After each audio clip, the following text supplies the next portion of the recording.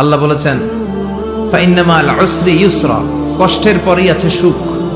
কষ্টের পরেই আছে সুখ। আমাদের জীবনে সুখ বেশি, কষ্ট কম। কয়দিন না খেয়েছিলাম, কয়দিন বিপদে পড়ছি, কয়দিন ডাকাইতে ধরছে, এক মাসের মধ্যে অসুস্থ থাকি কয়দিন আর সুস্থ থাকি কয়দিন, এটা হিসাব করে না। অসুস্থ যে ছিল খালি এটা খেয়াল রাখে, আছে না নাই?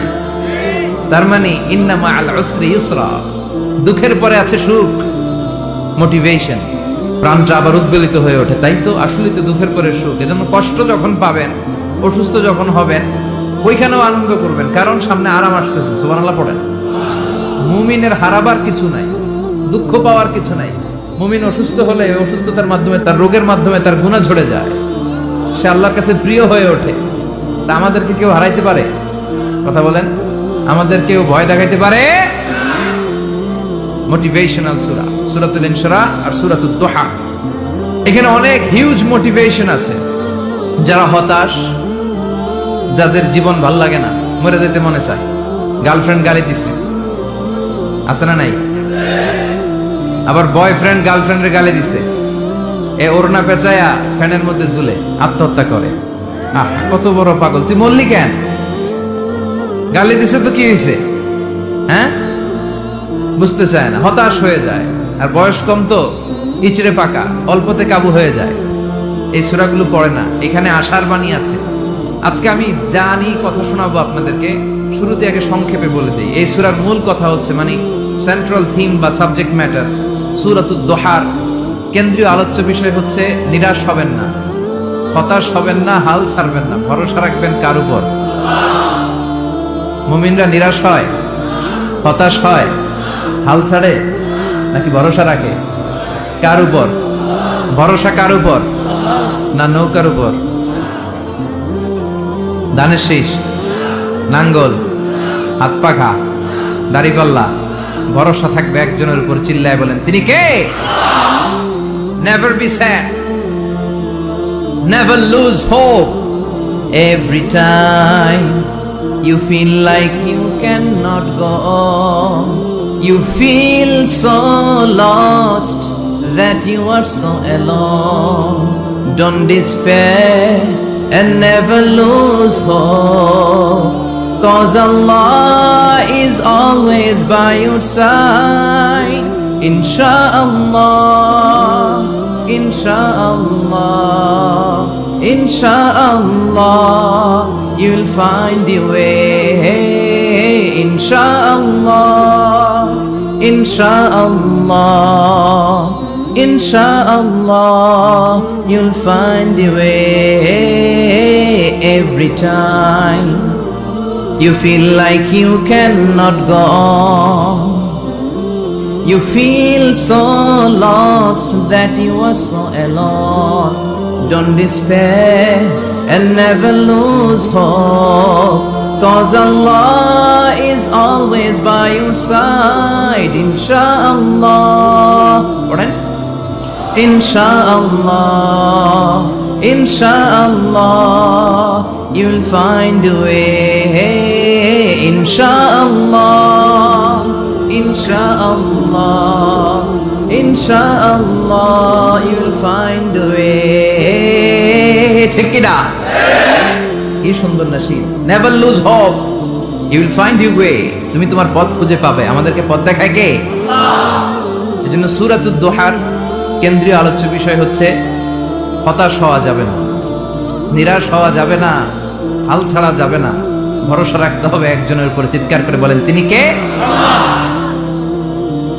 হতাশ যারা, ফ্রাস্ট্রেটেড, আপসেট পিপল, তাদের জন্য, হতাশ ব্যক্তিদের জন্য এই সূরাটা একটা আলোকবর্তিকা, একটা আলোর মশাল। এই সূরাটা পড়লেই হতাশ ব্যক্তিরা মনে শান্তি পায়, আশা ফিরে পায়, দিক ফিরে পায়। ঠিক কিনা? এই সূরাটা নাজিল হওয়ার একটা ব্যাকগ্রাউন্ড আছে, শুনবেন। বিষ্ণু ঈসা ইসলামের কাছে যখন ওহী নাজিল হতে শুরু করলো, বিষ্ণু ঈসা ইসলাম ওহীর কথাগুলো পৌঁছে দিতে লাগলেন। যাই নাজিল হতো বিষ্ণুনবী পৌঁছে দিতেন, বিশ্বনবী সাহাবাদের কাছে শেয়ার করে দিতেন। যেটাই নাজিল হতো তিনি পৌঁছে দিতেন, যেটাই, কারণ আল্লাহর আদেশ, ইয়া আইয়ুহার রাসূল বাল্লিগ মা উনজিলা ইলাইক, ও নবী আপনার কাছে আমি ওহী থেকে যা নাজিল করি সব পৌঁছে দেন, একটাও গোপন করা যাবে আল্লাহর কাছ থেকে বিশ্বনবী যে সমস্ত মেসেজ, ইনফরমেশন, তথ্য, রেভেলেশন ওহি পেয়েছে, একটাও কি বিশ্বনবী গোপন করেছে? সব প্রকাশ করে গিয়েছে, সব শেয়ার করে গিয়েছে। বিশ্বনবী শেয়ার করতে লাগলেন। সকালে যা নাজিল হয় শেয়ার করেন, দুপুরে নাজিল হয় শেয়ার করেন, রাতে নাজিল হয় শেয়ার করেন, শেয়ার করতে লাগলেন। কিন্তু কি অবাক করা কাণ্ড, হঠাৎ করে এই ওহি আসার ধারাবাহিকতা আল্লাহ বন্ধ করে দিলেন। ওহি আর আসে না, আকাশ থেকে নতুন তথ্য আর নামে না। ঘটনা কি? ওহি আসে না কেন? তথ্য আসে না কেন? জিব্রাইল আসে না কেন? কোন বর্ণনা এসেছে 15 দিন, কোন বর্ণনায় 1 মাস, 3 মাস, এমনকি 6 মাস পর্যন্ত বর্ণনা পাওয়া যায় যে বিশ্বনবীর কাছে 6 মাস ওহি আসে নাই। বিশ্বনবী তো অবাক, ঘটনা কি? ওহি নামে না কেন? আর ওহি না আসলে তো বিশ্বনবী শেয়ার করতে পারে না। এতদিন যা আসতো বলে বেড়াতো, এখন আসেও না, বলতেও পারে না। কাফির মুশরিকরা বিশ্বনবীর গালি দিতে শুরু করলো, মুহাম্মদের রব মুহাম্মদের ভুইলা গেছে, মুহাম্মদের আল্লাহ মুহাম্মদের ছেড়ে দিয়েছে। বিশ্বনবীর চাচি আবু লাহাবের স্ত্রী উম্মে জামিল বলতে শুরু করলো, কি মুহাম্মদ, তোমার শয়তানটা তোমার কাছে আসে না? না, শয়তান দ্বারা তিনি জিব্রাইলকে বুঝিয়েছেন যে তোমার জিব্রাইল তোমার কাছে আসে না। এভাবে সবাই গালমন্দ করতে শুরু করলো যে মুহাম্মদের আল্লাহ মুহাম্মদকে ভুলে গিয়েছে। বিষ্ণু ঈসা ইসলাম নিজেও হতাশ হয়ে গেলেন, কি রে ওহি আসে না কেন? আমার কোনো ভুল হচ্ছে না তো? আমার কোনো অপরাধ হয়ে গেল না তো? আল্লাহ কি আমার উপর অসন্তুষ্ট হয়েছেন? আল্লাহ কি আসলেই আমারে ভুলে গেছেন? আল্লাহ কি আমাকে ত্যাগ করেছেন? তিনি কি আমার উপর রেগে আছেন? আমরাও মাঝে মাঝে এরকম হতাশ হয়ে পড়ি। এরকম হতাশ লোক আছে না নাই? কিরে আমার দোয়া কবুল হয় না কেন? আল্লাহ আমার ডাকে সাড়া দেয় না কেন? আমার জীবনে এত দুঃখ কেন? আমার জীবনে তো ভালো কিছু হয় না, খালি সব কষ্ট আমার কেন? এরকম আছে না নাই? এরকম হতাশদের জন্য এই সূরাটা একটা আলোকবর্তিকা, মোটিভেশনাল সূরা। আলহামদুলিল্লাহ পড়েন। বিশ্বনবীকে আল্লাহ আশ্বস্ত করলেন আর এই সূরাটা নাজিল করলেন আর বললেন, ওয়াদ-দুহা, ওয়াদ-দুহা।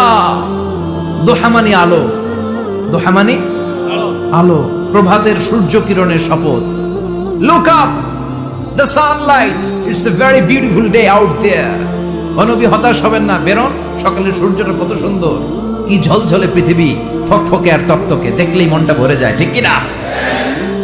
দোহা, দোহা মানে আলো, আশার আলো, সম্ভাবনার আলো। আমাদের জীবনে আলোর দরকার আছে না নাই? আলো না থাকলে আমরা বাঁচতে পারবো? আলো লাগে বড় ভালো। এই আজকে আলো না থাকলে আমার দেখা যেত। এজন্য কোরআনকে আল্লাহ আলো বলেছেন। কোরআনকে কি বলেছে? কিতাবুন আনজালনাহু ইলাইকা লিতুখরিজান নাসা মিনাল যুলুমাতি ইলান নূর। ও Muhammad, I've revealed this holy Quran unto you to lead the mankind out of darkness into the light. অন্ধকার থেকে লাইট, লাইট মানে কি? আলো, আলোর দিকে নেয়ার জন্য কোরআন পাঠিয়েছে। আবার বিশ্বনবীকেও আল্লাহ নূর, নূরের সাথে তুলনা করেছেন। আবার বিশ্বনবী আল্লাহর কাছে নূর চাইতেন, বলছেন, আল্লাহ আমার ডানে আলো দাও, আমার বায়ে আলো দাও, আমার সামনে আলো দাও, পিছনে আলো দাও, উপরে আলো দাও, নিচে আলো দাও, আমার দেহে আলো দাও, আমার মাংসপেশির ভিতরে আলো দাও, আমার হাড্ডির ভিতরে আলো দাও, আমার জন্য তুমি আলো দাও। পড়েন আমিন। এজন্য আলো ছাড়া বেঁচে থাকা অসম্ভব। আল্লাহ তাআলা আলোর নামে সূরা দিলেন, সূরাতুদ দুহা, প্রভাতের আলো, প্রভাতের সূর্য কিরণের শপথ, আলোর শপথ। সুবহানাল্লাহ পড়েন। এরপর আল্লাহ বললেন, ওয়াল লাইলি ইযা সাজা, আলোর শপথ, সকাল বেলার সূর্য কিরণের শপথ। দ্বিতীয় আয়াতে আল্লাহ বললেন, রাত্রিবেলার শপথ, যখন রাত্রিটা নিঝুম হয়, হয় নিস্তব্ধ। নিঝুম আর নিস্তব্ধ রাতের শপথ। তাহলে আল্লাহ আলোর কসম কাটলেন, তারপরে অন্ধকারের কসম কাটলেন, ঠিক কিনা? আলো দ্বারা মূলত আল্লাহ তাআলা ওহির আগমনকে বুঝিয়েছে, আর অন্ধকার দ্বারা আল্লাহ তাআলা ওহির অনুপস্থিতি বুঝিয়েছে। এটা দিয়ে আল্লাহ বুঝাতে চাইলেন, ও নবী, কাফির মুশরিকরা আপনারা গালি দেয়, ওরা বলে যে আমি আপনারে ভুলে গেছি, আমি আপনারে ত্যাগ করেছি, আমি আপনার প্রতি অসন্তুষ্ট। না না, আমি ইচ্ছা করে ওহি পাঠাই না, কারণ সব সময় আলো থাকলে ভাল লাগে না, কিছু সময় অন্ধকারের দরকার আছে না নাই? বুঝে শুনে উত্তর দিয়ে। 24 ঘন্টা আলো, 365 দিন খালি আলো, আলো আরো আলো। যদি সূর্যের আলো সব সময় থাকে 365 দিন, ভাল লাগবে? রাতে ঘুমাবেন কেমন? আবার সব সময় ঘুটঘুটে অন্ধকার, আলো নাই, ভাল লাগে? ক্ষেত খামারে চাষ করা লাগবে না, বাজারে যাওয়া লাগবে না। তার মানে আলোরও দরকার আছে, অন্ধকারেরও দরকার আছে। এটা দিয়ে আল্লাহ বুঝাতে চাইলেন নবী ওহী নাজিল করার জন্য দরকার আছে, মাঝে মাঝে ওহী বন্ধ রাখা আপনার বিশ্রাম দেওয়ারও দরকার আছে। চিৎকার করে বলেন আল্লাহু আকবার। এজন্য আল্লাহ বললেন ওয়াদ-দুহা ওয়াল-লাইলি ইযা সাজা মা ওয়াদ্দা'আকা রাব্বুকা ওয়া মা ক্বালা ওয়ালাল আখিরাতু খায়রুন লাকা মিনাল উলা। সুবহানাল্লাহ পড়েন। ও নবী, প্রভাতের সূর্য কিরণের শপথ, নিঝুম নিস্তব্ধ রাত্রিবেলার শপথ, আলো আর অন্ধকারের শপথ করে আমি বললাম আপনার প্রভু আপনারে ভুলে যায় নাই, আপনার উপর অসন্তুষ্ট হয় নাই। আমি আল্লাহ ইচ্ছা করে ওহী বন্ধ রেখেছি, কারণ ওহীর একটা পাওয়ার আছে। বারবার ওহী রিসিভ করলে আপনার স্নায়ু এটা সহ্য করতে পারবে না, আপনার দেহ এটারে বরদাস্ত করতে পারবে না। নবী, আমি আপনার প্রতি এত রহম দিল, এত ভালোবাসি, বারবার ওহী নিতে নিতে আপনার যে কষ্ট হয়, এই কষ্টটা আমার আল্লাহর সহ্য হয় না। এজন্য আমি আল্লাহ ইচ্ছা করে কিছুদিন ওহী বন্ধ রাখছি। সুবহানাল্লাহ পড়েন। তার মানে এই নয় যে আমি আপনারে ভুলে গিয়েছি, আমি আপনারে ছেড়ে দিয়েছি। আরে নবী, আমি তো আমার নামের সাথে আপনার নামকে জুড়ে দিয়েছি। লা ইলাহা ইল্লাল্লাহ মুহাম্মাদুর, যেখানে আমার আল্লাহর নাম সেখানে বিশ্ব নবীর নাম আছে না নাই? আযান যখন দেই আল্লাহু আকবারের পরে বিশ্ব নবীর নাম আছে না নাই? একামতে আছে না নাই? আবার আল্লাহর জন্য যখন সালাত আদায় করি, শেষ বৈঠকে বিশ্ব নবীর উপর দুরূদ আছে না নাই? রাফা'না লাকা যিকরাক, ও নবী, আপনার নামকে আমি অনেক উপরে তুলে ধরেছি। আমার নাম যেখানে আপনার নাম ওইখানে, গোটা বিশ্বব্যাপী আপনার নাম ছড়ায় যাবে। ওরা আপনারে গালি দেয় কবি বলে, ওরা গালি দেয় গণক বলে, ওরা বলে আপনি আফতার লেস কাটা। আসলে যারা আপনারে গালি দেয় ওরাই লেস কাটা।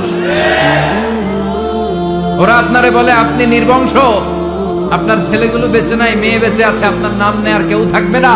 ওই আবু জাহেল, উতবা, সাইবা, ওদের নাম নেয়ার কেউ থাকবে না। আপনি লেস কাটা নন, আপনি নির্বংশ নন। ইন্না শানিয়াকা, চিল্লায় বলেন ইন্না শানিয়াকা। যারা আপনারে গালি দেয়, যারা আপনারা নিয়ে কটু কথা বলে, ওরাই লেস কাটা, ওরাই নির্বংশ। ওদের বংশকে আমি আল্লাহই নির্বংশ করে ছাড়ি। চিল্লায় বলেন ঠিক কি না? ও নবী, মা ওয়াদ্দা'আকা রাব্বুকা ওয়া মা ক্বালা, আপনার রব আপনারে পরিত্যাগ করে নাই, আপনারে ভুলে যায় নাই, আপনারে ছেড়ে দেয় নাই। আপনার রব ইচ্ছা করেই ওহী নাজিল বন্ধ করে রেখেছে। আমি ইচ্ছা করেই আপনারে প্রেসার দিতে চাই নাই গো নবী, কারণ ওহী রিসিভ করা অনেক কঠিন। এটা আস্তে আস্তে আপনি অভ্যস্ত হবেন। সুবহানাল্লাহ পড়েন। ওহীর একটা পাওয়ার আছে না নাই? আমরা তো কি মজায় মজায় কোরআন পাইছি। এই যে কি সুন্দর কোরআন নিয়ে বসে পড়ি, তাফসীর করি, কি মজার কোরআন। এই কোরআনটা রিসিভ করতে যে বিশ্বনবীর কত কষ্ট হয়েছে। এই কোরআনকে আল্লাহ বলেছেন এটা কাউলান সাকিলা, very heavy and weighty word, এটা অনেক ওজনওয়ালা কথা। ইন্না সানুলকি আলাইকা কাউলান, এটার অনেক ওজন। এই কোরআনটা যদি পাহাড়ের উপরে নাজিল করা হতো, পাহাড়গুলো দুমড়ে মুচড়ে ভেঙে টুকরো টুকরো হয়ে খান খান হয়ে যেত। ঠিক কি না? এত কঠিন বানিয়ে এটা। ও নবী, আমি আলোর সাথে ওহীর মিল ঘটিয়েছি, আলো দিয়ে ওহীকে বুঝিয়েছি। সূর্যের যেমনি কিরণ আছে, তেজ আছে, এই ওহীরও একটা তেজ আছে। এই তেজ, এই কিরণ আপনি সব সময় সহ্য করতে পারবেন না। এজন্য আমি ইচ্ছা করে কিছুদিন ওহী নাজিল করা বন্ধ করে রেখেছি। সুবহানাল্লাহ পড়েন। ইচ্ছে করে আমি নাজিল করি নাই। সব সময় নাজিল হলে আপনার ভালো লাগতো না। বুখারীর বর্ণনা, মা আয়েশা বলতেন শীতের রাতে, কনকনে মাঘ মাসের শীতের রাতে যখন বিশ্বনবীর উপর কোরআনের আয়াত নাজিল হতো, বিশ্বনবী ঘেমে ঘেমে একাকার হয়ে যেতেন। হাত্তা লা ইয়াতাফাসসাদু জাবিনুহু আরাকান, বিশ্বনবীর দাড়ি আর থুতনি বেয়ে ঝরঝর করে পানি পড়তো। আমরা কম্বল গায়ে দিয়ে থাকি আর বিশ্বনবী ঘামে। সুবহানাল্লাহ কইবেন না? এটা কাউলান সাকিলা, অনেক ওজনওয়ালা কথা। আবার বিশ্বনবী যখন ওটের উপরে বসে থাকা অবস্থায় কোরআনের আয়াত নাজিল হতো, ওটের বুকটা মুহূর্তের মধ্যে বালুর মধ্যে, জমিনের মধ্যে লেগে যেত। ঘোড়ায় চড়া অবস্থায় বিশ্বনবীর কাছে যখন কোরআন নাজিল হতো, ঘোড়ার পা গুলো মরুভূমির বালুতে দেবে যেত। মাঝে মাঝে বিশ্বনবী সাহাবাদের রানের উপরে, পায়ের উপরে মাথা দিয়ে শুয়ে পড়তেন, ক্লান্ত শ্রান্ত। যায়েদ বিন হারেসা, বিশ্বনবীর পালক পুত্র, তার পায়ের উপরে মাথা রেখে বিশ্বনবী একবার কথা বলতে বলতে ঘুমিয়ে পড়লেন। ঘন্টাখানিক ঘুমালেন। যায়েদ বিন হারেসা বলে, আমার কাছে তেমন কোনো কষ্টই হচ্ছে না, বিশ্বনবীর মাথাটা খুব বেশি ওজন মনে হচ্ছে না। ঘন্টাখানিক পর বিশ্বনবীর চোখ খুললেন, আর খোলা মাত্রই ওনার উপর ওহী কোরআনের আয়াত নাজিল করতে শুরু করলো। কে? যায়েদ বিন হারেসা বলে, যখনই কোরআনের আয়াত নাজিল হতে শুরু করলো আমার মনে হচ্ছে বিশ্বনবীর মাথাটা 50-60 কেজি ওজন বেড়ে গিয়েছে। বিশ্বনবীর মাথার ওজনে আমার পায়ের রান ফেটে যাবে, আমার পায়ের হাড্ডি ফেটে যাবে, আমার পাটা ভেঙে খান খান হয়ে যাবে মনে হচ্ছিল। তার মানে কোরআনের আয়াত যখন নাজিল হয় বিশ্বনবীর উপর একটা প্রেসার আছে না নাই? এই জন্য আল্লাহ বললেন, নবী আমি আপনার ভুলে যাই নাই। কাফেররা যেমনি আপনারে গালি দেয় যে আমি আপনারে ভুলে গিয়েছি, আপনার উপর আমি অসন্তুষ্ট, নেভার, অসম্ভব। আমি আপনার উপর কখনো অসন্তুষ্ট নই, বরং আমি ইচ্ছা করি আপনার উপর থেকে প্রেসার কমিয়ে দেওয়ার জন্য কয়েকদিন ইচ্ছা করে আপনারে ছুটিতে রাখছি। সুবহানাল্লাহ পড়েন, যাতে করে আবার এনার্জি গায়ে নেয়ার পরে নতুন করে কোরআনের আয়াত রিসিভ করার জন্য আপনি সক্ষম হন। চিল্লায় পড়তে হবে আল্লাহু আকবার।